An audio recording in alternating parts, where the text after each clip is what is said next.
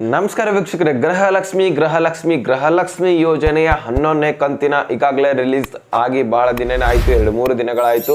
So ಇನ್ನೂ ಕೂಡ ನಿಮಗೆ ಬಂದಿಲ್ಲ ಅಂದರೆ ಇಂದು 21 ಜಿಲ್ಲೆಗಳಿಗೆ ಬಿಡುಗಡೆ ಆಗ್ತಾ ಇದೆ. ಅದ್ರ ಜೊತೆಗೇನೆ 9ನೇ ಕಂತಾಗಿರಲಿ 10ನೇ ಕಂತಾಗಿರಲಿ ಎರಡು ಸೇರಿಸಿ 6,000 ಅಮೌಂಟ್ ಕೂಡ ಹಾಕ್ಕೊಡ್ತಾ ಇದ್ದಾರೆ.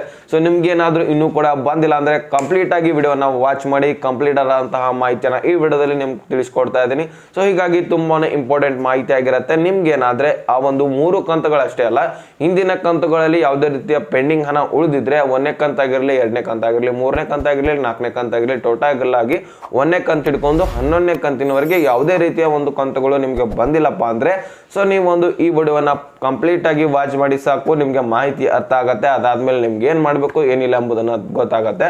ಸೊ ಈಗ ನೋಡಿ ವೀಕ್ಷಕರೇ, ಡೈರೆಕ್ಟ್ ಆಗಿ ಪಾಯಿಂಟ್ಗೆ ಬಂದ್ಬಿಡೋಣ. ನಾನು ಸಬ್ಸ್ಕ್ರೈಬ್ ಮಾಡಿ ಅಂತ ಹೇಳಲ್ಲ, ನಿಮ್ಗೆ ಈ ವಿಡಿಯೋ ಅರ್ಥ ಆಗಿದ್ರೆ ಮಾತ್ರ ಸಬ್ಸ್ಕ್ರೈಬ್ ಮಾಡಿ, ಮತ್ತೇನಿಲ್ಲ. ಸೊ ಈಗ ಡೈರೆಕ್ಟ್ ಆಗಿ ಪಾಯಿಂಟ್ಗೆ ಬಂದ್ಬಿಡೋಣ. ಇಲ್ಲಿ ನೋಡಿ, ಗೃಹಲಕ್ಷ್ಮಿ ಯೋಜನೆ ಈಗಾಗಲೇ 11ನೇ ಕಂತಿನ ಹಣ ಸ್ಟಾರ್ಟ್ ಆಯಿತು. ಹಿಂದಿನ ಒಂದು ಕಂತುಗಳು 8ನೇ ಕಂತಾಗಿರಲಿ 9ನೇ ಕಂತಾಗಿರಲಿ 10ನೇ ಕಂತಾಗಿರಲಿ ಅತಿ ಸ್ಪೀಡ್ ಆಗಿ ಬಂದಿರುವಂಥದ್ದು. 10ನೇ ಕಂತಿನ ಇದೆಲ್ಲ ಅದು ಅರ್ಧ ಸ್ಲೋ ಆಗಿ ಬಂತು, ಯಾಕಂದ್ರೆ ಎಲೆಕ್ಷನ್ ಟೈಮ್ದಲ್ಲಿ ಅತಿ ಸ್ಪೀಡ್ ಆಗಿ ಬಿಟ್ಟಿರುವಂಥದ್ದು ಎಲ್ಲರಿಗೂ ಕೂಡ ಗೊತ್ತಿದೆ. ನಮಗೂ ಕೂಡ 1-2 ಕಂತುಗಳು 3 ಕಂತುಗಳು ಸ್ಪೀಡ್ ಆಗಿನೇ ಬಂದವು. ಹಿಂದಿಂದ ಏನಿದೆ ನೆಕ್ಸ್ಟ್ ಸ್ಲೋ ಆಗಿ ಬರ್ತಾ ಇದಾವೆ. ಸೊ ನಿಮ್ಗೇನಾದ್ರೂ ಇನ್ನೂ ಕೂಡ ಅದೇ ರೀತಿಯಾಗಿ ಹೀಗೆ ಆಗ್ತಾ ಇದ್ರೆ, ನಿಮ್ಗೇನಾದ್ರೂ ಹಿಂದಿನ ಕಂತುಗಳಲ್ಲಿ ಒಂದು 5ನೇ ಕಂತು 6ನೇ ಕಂತು ಅಥವಾ 4ನೇ ಕಂತು 3ನೇ ಕಂತು ಈ ರೀತಿಯಾಗಿ ಮಧ್ಯದಲ್ಲಿನೇ ಪೆಂಡಿಂಗ್ ಉಳಿದಿದ್ದಾವೆ. 100% ಆಗಿ ನನಗೂ ಕೂಡ ಗೊತ್ತಿದೆ, ಎಲ್ಲ ಕೂಡ ಕರೆಕ್ಟ್ ಆಗಿ ಬಂದಿಲ್ಲ. ಇದು ಮಧ್ಯದಲ್ಲಿನೇ ಪೆಂಡಿಂಗ್ ಉಳಿದಿರುವಂಥದ್ದು. ಸೊ ಬಹಳಷ್ಟು ಜನರು ಕೂಡ ಕಮೆಂಟ್ ಮಾಡಿದ್ದಾರೆ, ನನಗೂ ಕೂಡ ಅನುಭವ ಆಗಿದೆ. ಮಧ್ಯದಲ್ಲಿನೇ ಕಮೆಂಟ್ ಏನಿದೆಲ್ಲ ಮಧ್ಯದಲ್ಲಿನೇ ಪೆಂಡಿಂಗ್ ಉಳಿದಿದೆ. ಸೊ ಹಾಗಾದ್ರೆ ನೀವು ಏನ್ ಮಾಡಬೇಕು ಅನ್ನೋದನ್ನ ಈ ವಿಡಿಯೋದಲ್ಲಿ ತಿಳಿಸ್ಕೊಡ್ತಾ ಇದ್ದೀನಿ. ಜೊತೆಗೆ ಆ ಒಂದು 21 ಜಿಲ್ಲೆಗಳನ್ನ 11ನೇ ಕಂತಿನ ಹಣ ಬಿಡುಗಡೆ ಮಾಡ್ತಾ ಇದ್ದಾರೆ. ಸೊ ಅದನ್ನು ಕೂಡ ತಿಳಿಸ್ಕೊಡ್ತಾ ಇದ್ದೀನಿ ನೋಡಿ. ಇಲ್ಲಿ ಈಗ ಮೊದಲನೇದಾಗಿ ನೀವು ಏನ್ ಮಾಡ್ಬೇಕು ಎಂಬುದನ್ನ ನಾನು ತಿಳಿಸ್ಕೊಡ್ತೀನಿ ನೋಡಿ. ನಿಮ್ಗೆ ಏನಾದ್ರೂ ಮಧ್ಯದಲ್ಲಿ ಪೆಂಡಿಂಗ್ ಹಣ ಉಳಿದಿದ್ರೆ ಈಗಾಗಲೇ ವಿಡಿಯೋಗಳಲ್ಲಿ ತಿಳಿಸ್ಕೊಟ್ಟಿದ್ದೀನಿ ನೋಡಿ. ನಿಮ್ಮ ಒಂದು ಆಧಾರ್ ಕಾರ್ಡ್ ಆಗಿರಲಿ, ಬ್ಯಾಂಕ್ ಪಾಸ್ಬುಕ್ ಆಗಿರಲಿ, ರೇಷನ್ ಕಾರ್ಡ್ ಆಗಿರಲಿ ತೆಗೆದುಕೊಳ್ಬೇಕು.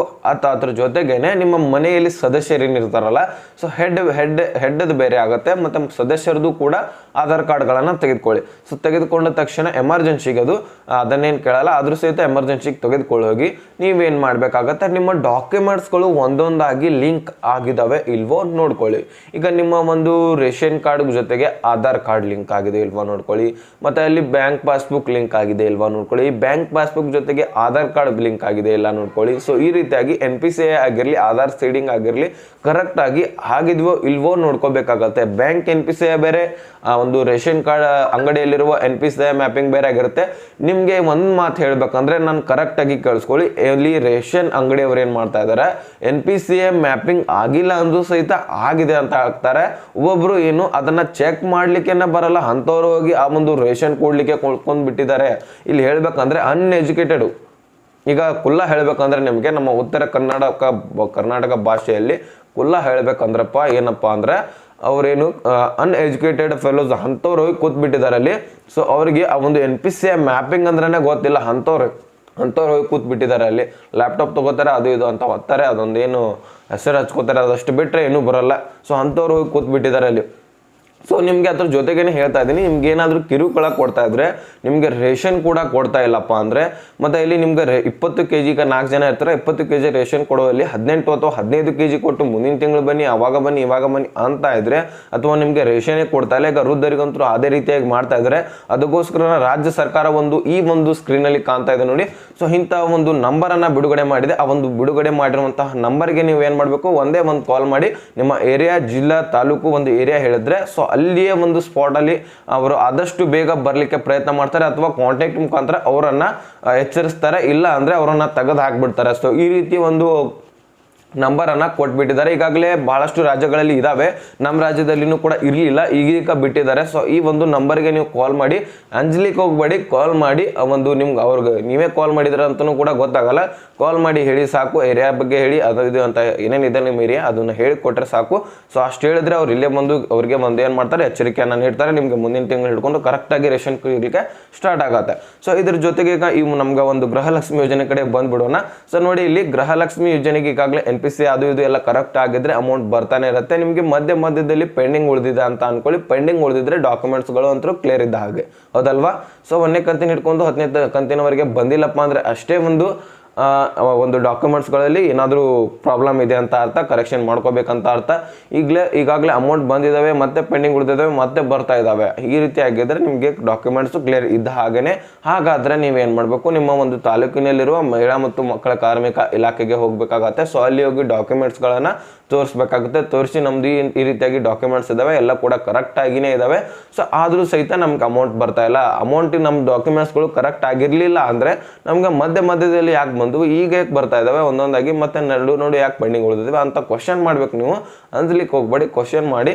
ಸೊ ತಾನೇ ಏನು ಮಾಡ್ತಾರೆ, ಕರೆಕ್ಟಾಗಿ ಒಂದು ಡಾಕ್ಯುಮೆಂಟ್ಸ್ಗಳನ್ನು ರೀವೆರಿಫಿಕೇಷನ್ ಮಾಡ್ತಾರೆ. ರೀವೆರಿಫಿಕೇಷನ್ ಮಾಡಿಕೊಂಡು ಸೊ ಕರೆಕ್ಟಾಗಿರುವಂತಹ ಡಾಕ್ಯುಮೆಂಟ್ಸ್ ಇದ್ದರೆ ನಮಗೆ 2 ದಿನಗಳಲ್ಲಿ ಅಮೌಂಟನ್ನು ಹಾಕ್ಕೊಡ್ತಾರೆ. ಅದು 3 ಕಂತಾಗಿರಲಿ, 4 ಕಂತಾಗಿರಲಿ, 5 ಕಂತಾಗಿರಲಿ. 5 ಕಂತಾಗಿದ್ರೆ 10,000 ಹಾಕ್ಕೊಡ್ತಾರೆ, 3 ಕಂತಾಗಿದ್ರೆ 6,000 ಹಾಕ್ಕೊಡ್ತಾರೆ. ಅದ್ರ ಬಗ್ಗೆ ಏನು ವರಿ ಮಾಡ್ಕೊಳ್ಳಿಕ್ಕೆ ಹೋಗಬೇಡಿ. ಸೊ ಈಗ ಈ ಒಂದು 21 ಜಿಲ್ಲೆಗಳನ್ನ ನಾನು ಒಂದೊಂದಾಗಿ ತಿಳಿಸ್ತಾ ಹೋಗ್ತೇನೆ, ನೋಡಿ ಕರೆಕ್ಟಾಗಿ. ಇಲ್ಲಿ ನೋಡಿ, ಧಾರವಾಡ, ಯಾದಗಿರಿ, ಉತ್ತರ ಕನ್ನಡ, ವಿಜಯಪುರ, ಹಾಸನ, ಗದಗ, ಬಳ್ಳಾರಿ, ಕಲಬುರಗಿ, ದಕ್ಷಿಣ ಕನ್ನಡ, ದಾವಣಗೆರೆ, ಉತ್ತರ ಉಡುಪಿ, ತುಮಕೂರು, ಚಿತ್ರದುರ್ಗ, ಚಿಕ್ಕಮಗಳೂರು, ಚಾಮರಾಜನಗರ, ರಾಯಚೂರು, ಶಿವಮೊಗ್ಗ, ಚಿಕ್ಕಬಳ್ಳಾಪುರ, ಮೈಸೂರು, ವಿಜಯಪುರ, ಬೀದರ್ ಹಾಗೂ ಮಂಡ್ಯ, ಕೊಪ್ಪಳ, ಬೆಳಗಾವಿ, ಬೆಂಗಳೂರು ನಗರ, ಬೆಂಗಳೂರು ಗ್ರಾಮಾಂತರ, ಕೋಲಾರ, ಕೊಡಗು, ಹಾವೇರಿ, ಇಷ್ಟು ಜಿಲ್ಲೆಗಳಿಗೆ ಅಮೌಂಟು ಬಿಡುಗಡೆ ಆಗ್ತಾ ಇದೆ. ಆಲ್ಮೋಸ್ಟ್ ಅಲ್ಲೂ ಕರ್ನಾಟಕದಾದ್ಯಂತ ಬಿಡುಗಡೆ ಮಾಡ್ತಾರೆ.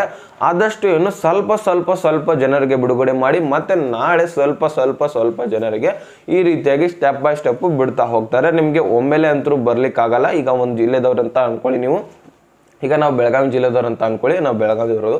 ಸೊ ನಮ್ಮ ಜಿಲ್ಲೆಯಲ್ಲಿ ಎಲ್ಲರಿಗೂ ಒಮ್ಮೆಲೆ ಹಾಕಲ್ಲ, ಅವರು ಡೈರೆಕ್ಟಾಗಿ ಬೆಳಗಾವಿ ಕವರ್ ಮಾಡಲ್ಲ. ಅವರು ಇಲ್ಲಿ ಸ್ವಲ್ಪ ಜನರಿಗೆ ಅಮೌಂಟ್ ಬಿಡ್ತಾರೆ. ಮತ್ತೊಂದು ಜಿಲ್ಲೆಯಲ್ಲಿ, ಈಗ ಕೊಪ್ಪಳ ಜಿಲ್ಲೆ ಅನ್ಕೊಳ್ಳಿ, ಅಲ್ಲಿ ಕೂಡ ಸ್ವಲ್ಪ ಜಿಲ್ಲೆಗೆ ಬಿಡ್ತಾರೆ. ಈ ಕಡೆ ರಾಯಚೂರು ಅನ್ಕೊಳ್ಳಿ, ರಾಯಚೂರಿಗೂ ಸ್ವಲ್ಪ ಜಿಲ್ಲೆಗಳಿಗೆ ಸ್ವಲ್ಪ ಜನರಿಗೆ ಅಮೌಂಟ್ ಬಿಡ್ತಾರೆ.